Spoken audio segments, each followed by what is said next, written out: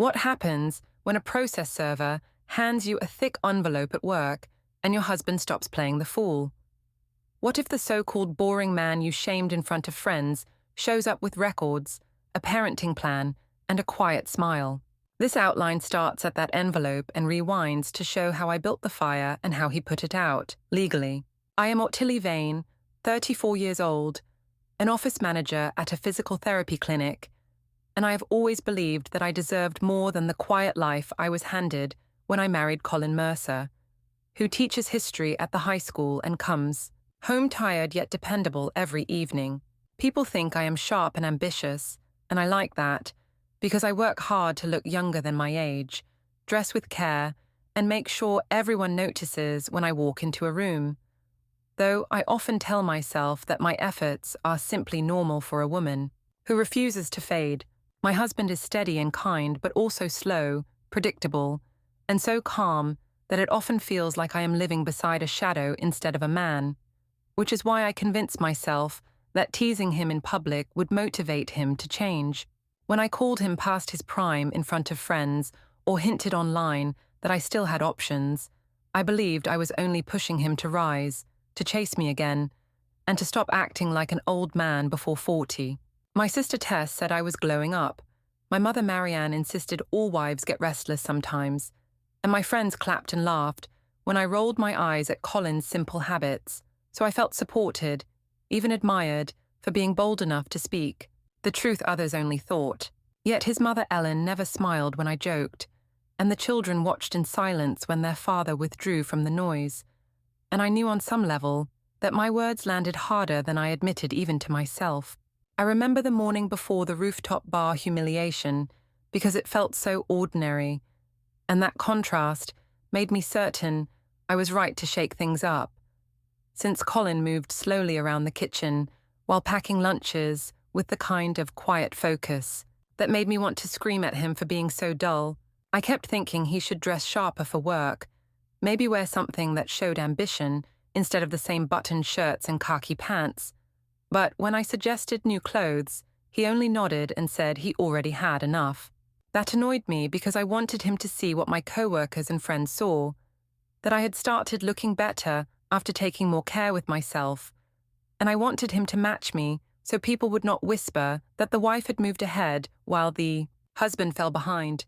He came home from coaching the track team with tired eyes, still grading essays at the table, and all I could see was someone who was settling into an old man's rhythm too early, which made me believe he needed a little shock. I told myself that poking him, embarrassing him even, was not cruel but necessary, because otherwise he would never wake up and fight for me the way I deserved. At the clinic that day, Rafe came in to deliver new braces, and he lingered in the hallway, leaning on the counter in a way that made me feel young again, because he laughed at everything I said and asked questions that showed he noticed more than my order sheets.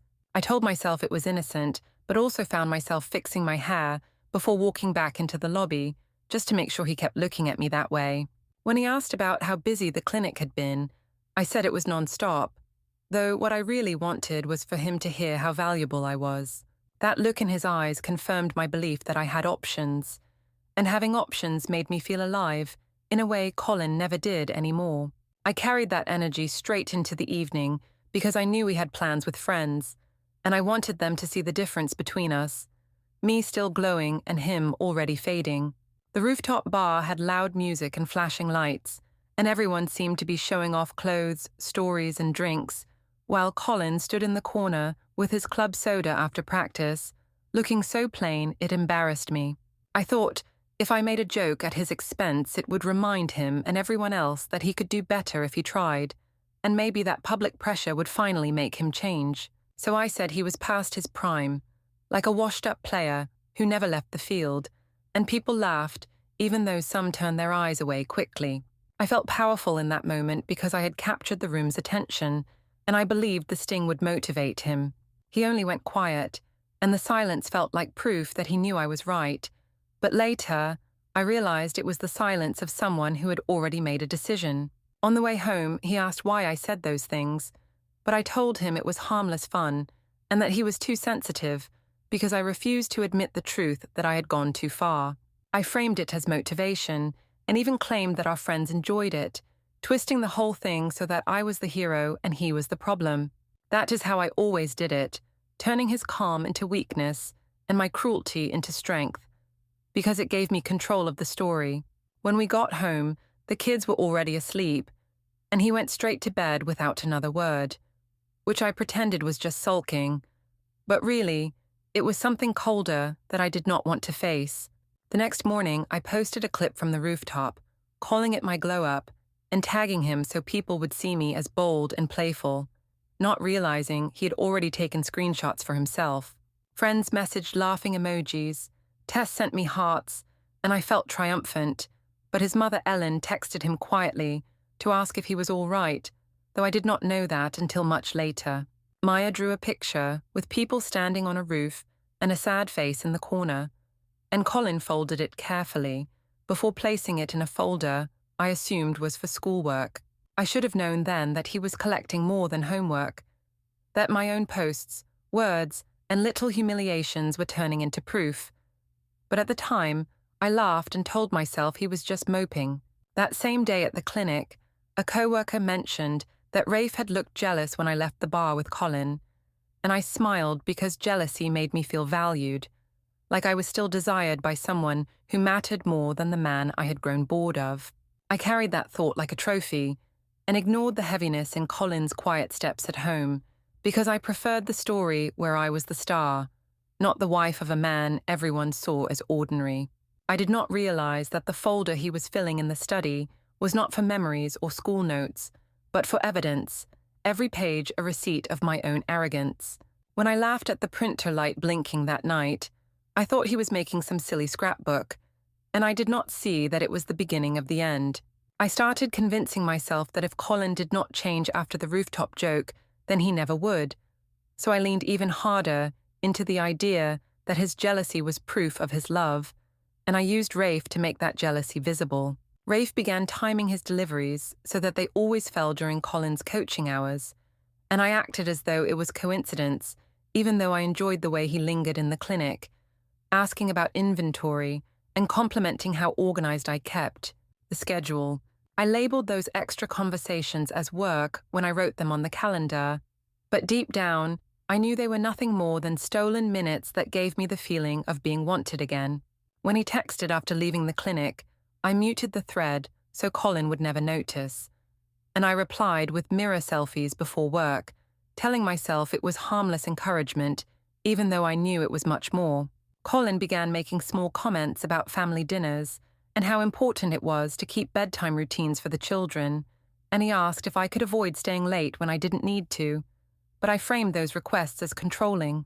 I told myself he was trying to cage me, to hold me back from enjoying the life I deserved, so instead of listening, I turned his concern into proof that he was jealous. I believed that if he saw me walk into events glowing while younger men noticed, he would be forced to compete for me, and that thought excited me more than anything he actually did.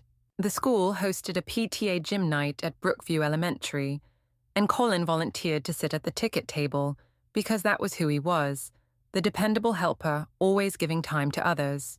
While he checked wristbands, I stood with two other moms and made sure they heard me say that Colin was comfortable, maybe too comfortable, and that I was clearly the ambitious one in the family.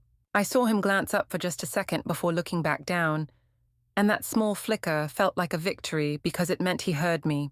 Later, when he told me Maya's teacher noticed changes in her focus and mood, I dismissed it completely and told him he was projecting his insecurities onto our daughter.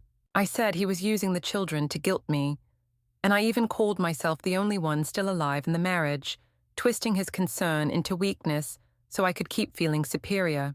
Ellen invited us for dinner not long after, and she praised Colin for winning a coaching award at school, handing him a clipped newspaper article with pride in her eyes. I rolled mine and called it a pity party, mocking the small recognition as though it were meaningless, because I wanted him to feel that even his victories were beneath me.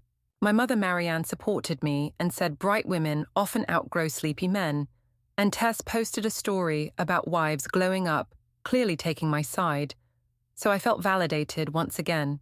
Only Ellen looked at me with disappointment, and I could tell she saw straight through the performance, which made me dismiss her as bitter rather than admit she was right. At the clinic, Rafe grew bolder, waiting in the parking lot sometimes to ask if I wanted to come to a vendor mixer, and I laughed it off as professional networking, even though I knew it was a date in everything but name. I told myself it was fine because I wasn't crossing any final lines. Yet I also knew that I dressed differently on the days I expected him. My co-workers noticed, though they said nothing, and one of them even warned me that people were talking, but I brushed it off and claimed jealousy was everywhere.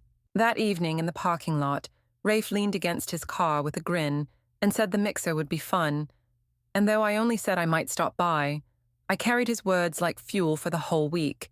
I looked around and noticed someone in a tinted car window holding up a phone, and I assumed it was a harmless video or random content, so I ignored it.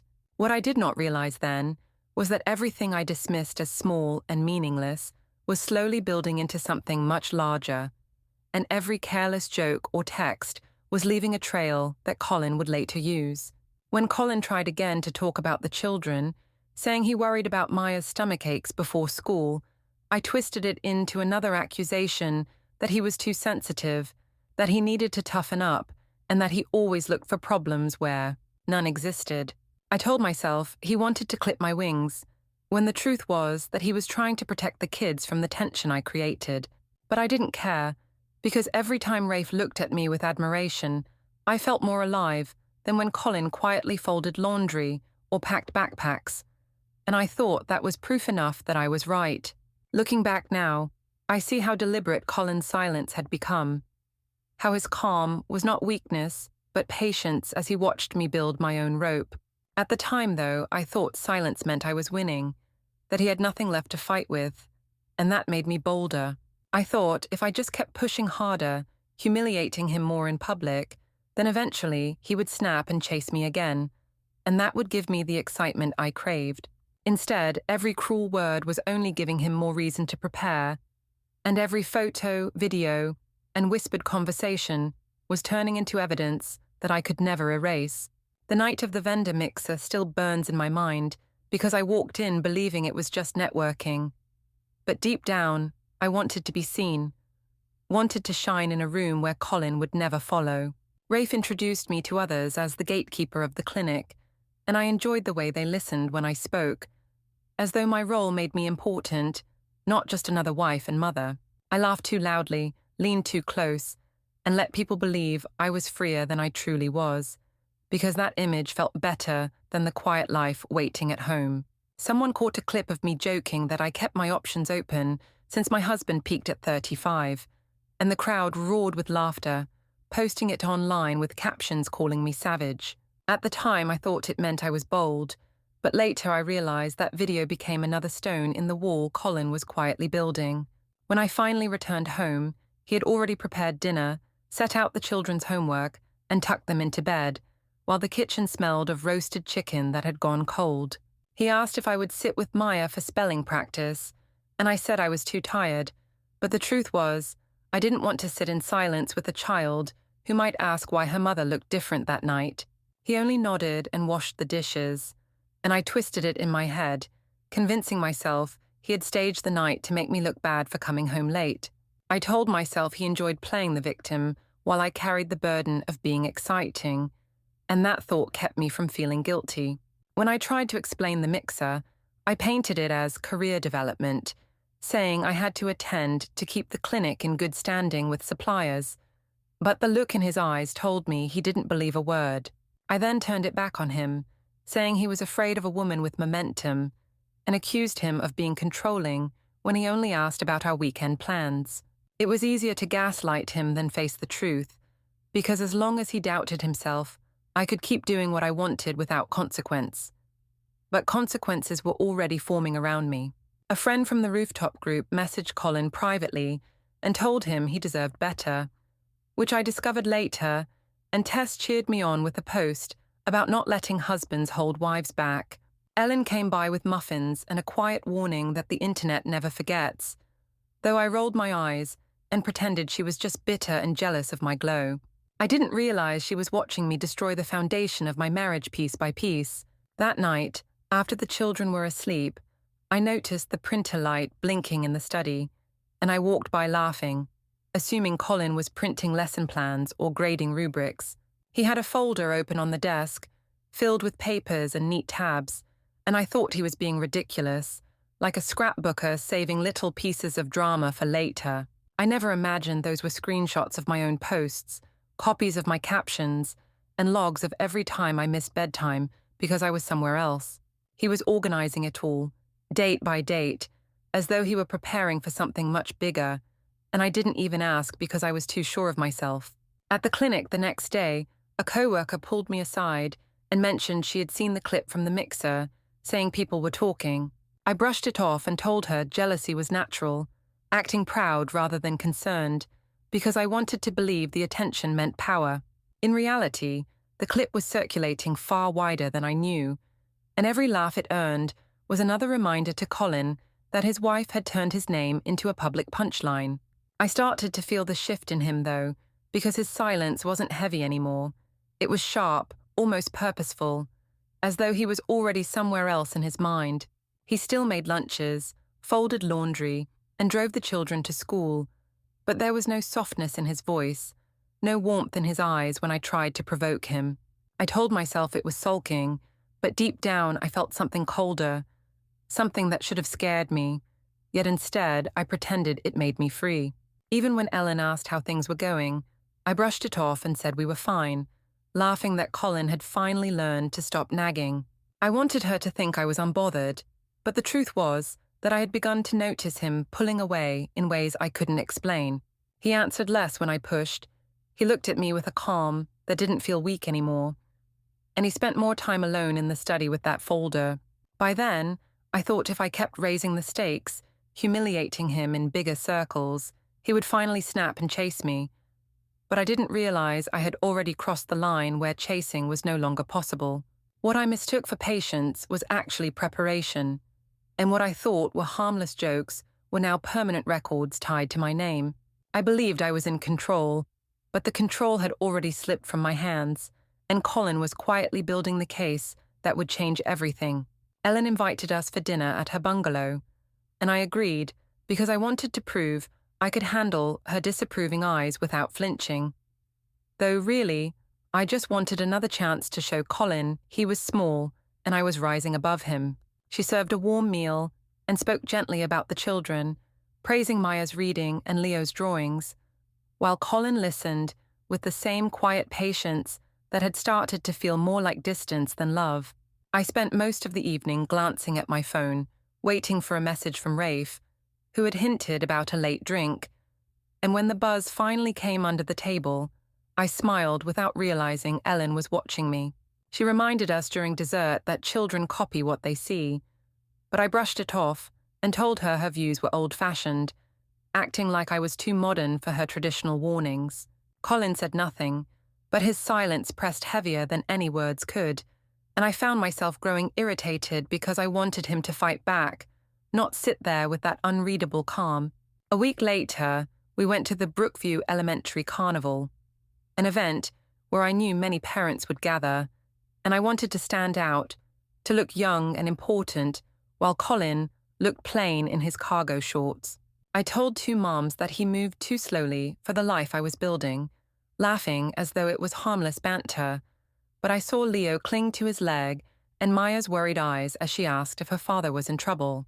The air grew awkward when a teacher walked by and thanked Colin for his volunteer hours, and I couldn't resist saying loudly that such work was perfect for people who had nothing else going on. People shifted uncomfortably, but I kept smiling as if I had won the moment, because I thought any laughter, even nervous, meant I was in control. Later that evening, Colin tried to mention that the children seemed overwhelmed by the noise and tension, but I twisted it back on him and said he was sabotaging my social standing, using the kids as an excuse to silence me. I told myself that by framing his concern as manipulation, I was holding power, and that belief kept me from noticing how quickly his patience was turning into something colder. Ellen took Maya by the hand during the carnival and walked her to the ring toss, and I saw her texting later, likely sending another quiet warning to Colin. But I rolled my eyes and told myself she was simply trying to make me look bad. When Tess saw my outfit that night, she messaged me to post a carousel of photos, saying the world should see how I was glowing, and Marianne commented with 3 hearts when I did. I thought my family's approval was proof that I was doing the right thing, that I was too vibrant to stay tethered to a man who bored me. But behind the scenes, others were recording and sharing moments I wished I could erase. A dad from the team even sent Colin a short video of me joking about his shorts, though I didn't know that until later when everything came crashing down. Back at home, Colin moved quietly into the study, and I noticed him writing something at his desk long after the children had gone to sleep. I assumed it was lesson planning or coaching schedules, but really, he was drafting a timeline of every public humiliation, every post, every missed bedtime, and every charge on the joint account tied to my nights with Rafe. I thought nothing of the way he flipped through the folder, adding receipts and notes with careful dates, because in my mind, he was still the man too weak to stand up for himself. I didn't see that he was building something precise, something far more powerful than an outburst or argument, and that his silence was not retreat but strategy. I, on the other hand, booked a hair appointment and planned what to wear to the next vendor event, believing Rafe's eyes would be on me, and that was all the proof I needed of my worth. I thought Colin's quiet routine meant he was losing while I was winning, and I told myself he would either snap and chase me or fade away into irrelevance.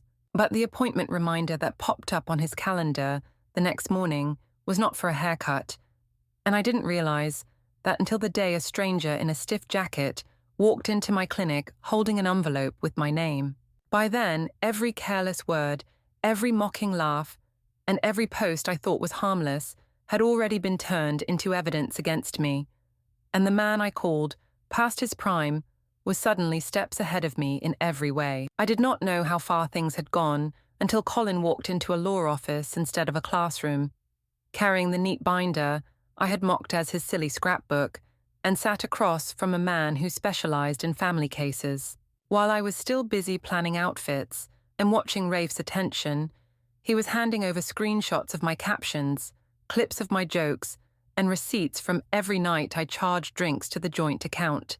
He showed calendar notes of missed bedtimes and even included drawings from Maya that hinted at sadness, and the attorney listened carefully, guiding him on how to protect the children's stability and the household finances.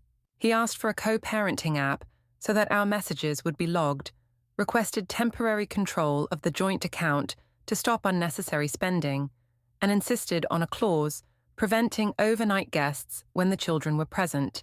What I thought was sulking had become strategy, and what I dismissed as weakness had become quiet determination. I was still blind to all this when the process server walked straight into the clinic lobby one afternoon, calling my name in front of coworkers and patients, and handed me a heavy envelope that made my hands shake.